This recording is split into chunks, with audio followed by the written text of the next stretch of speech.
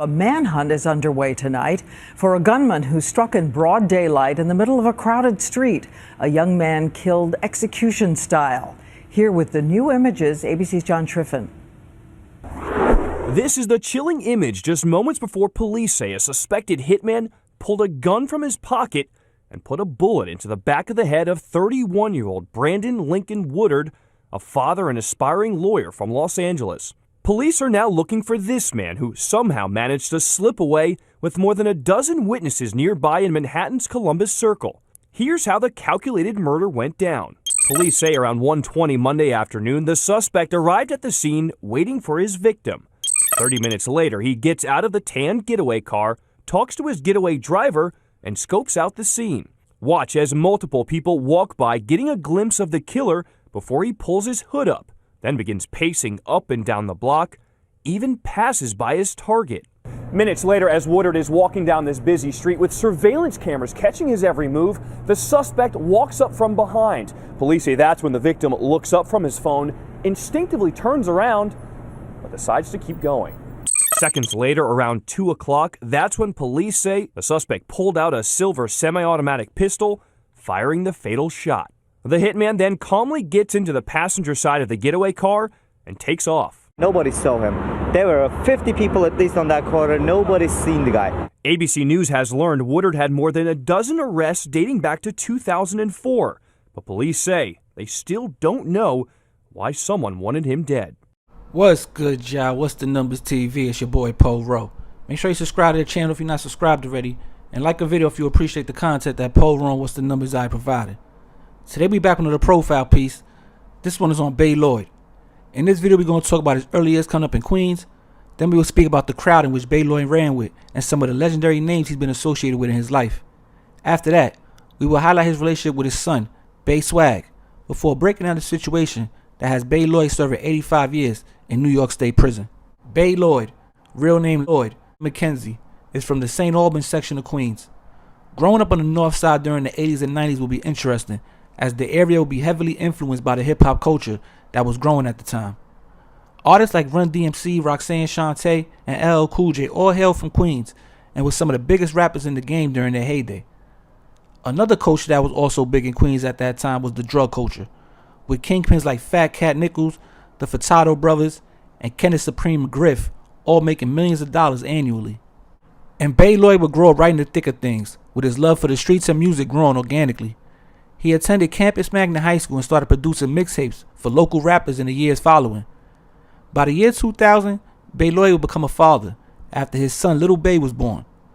He would take that title serious too, as he was present in his son's life from the start, and as the years went by, you could tell that Little Bay was his father's pride and joy. Presenting himself to be a record producer or club promoter to people he just met, Bay Lloyd was known in a lot of different circles in New York City, and actually worked with A Tribe Called Quest and Swiss Beats in the past. But some people say he was just another street hustler that allegedly made his money in the drug game and doing other illegal activities.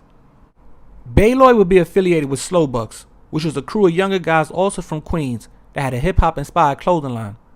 Slow Bucks had a nice little run from about 2010 to 2014, where they were one of the more well-known crews in the New York City rap game, before a situation with 50 Cent in 2014 kind of put a black eye on their movement and caused some confusion with those around at the time. Bay Swag, which is Bay Lloyd's son, was introduced to the public as a rapper through the Slow Bucks umbrella as one of the youngest in the game doing it. And through his father's relationships, Bay Swag would get a chance to be around some of the heavyweights in rap music from an early age. You could tell that the father and son duo were networking hard and building up their sound musically to eventually get a deal with one of the major labels that's out there, like a Def Jam and Interscope.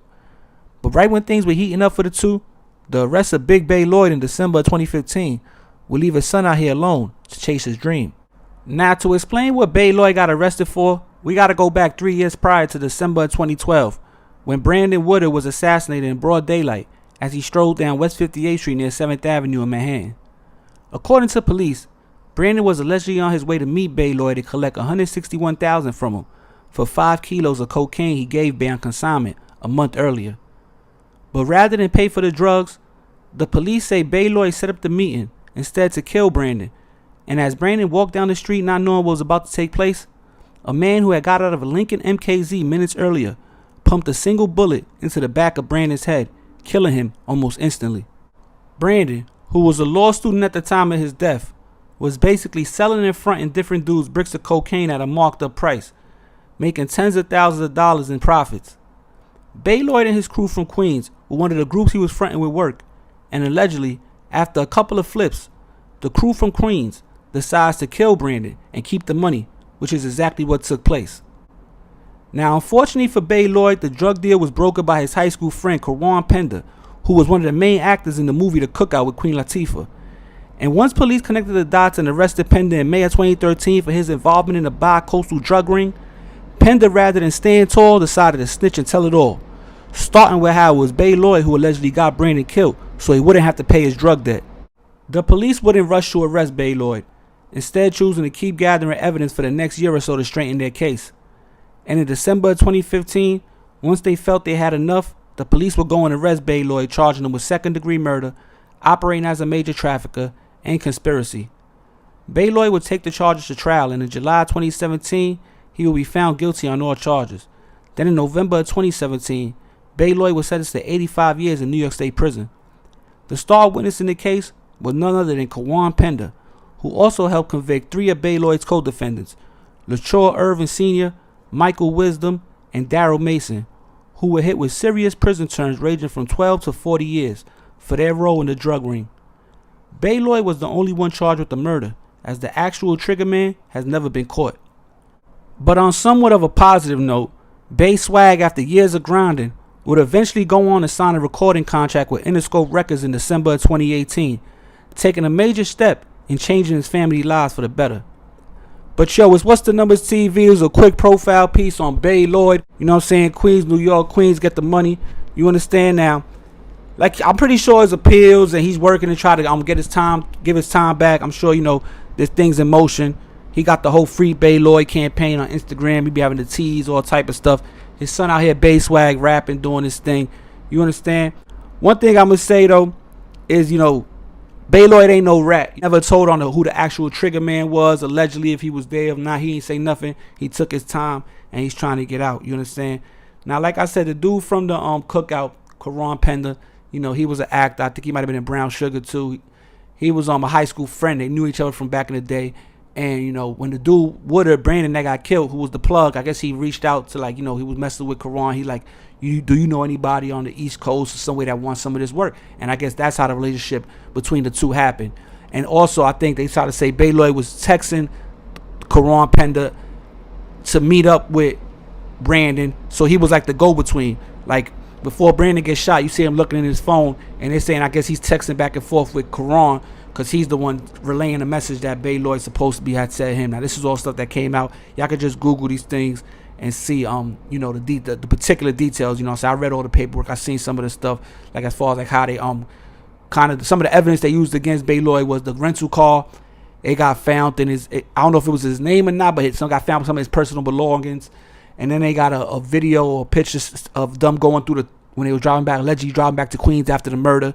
They say they got a glimpse of his face, and they got the glimpse of the dude tan pants that was the shooter, which you could see hopping out the car as he had tan pants. So these are all different things that they use to convict him. Now, you know, 85 years is a long time, basically a life sentence. He's 40-something years old right now. So, you know, it's kind of like if he don't get out on it's basically a life sentence. You can look at it like that.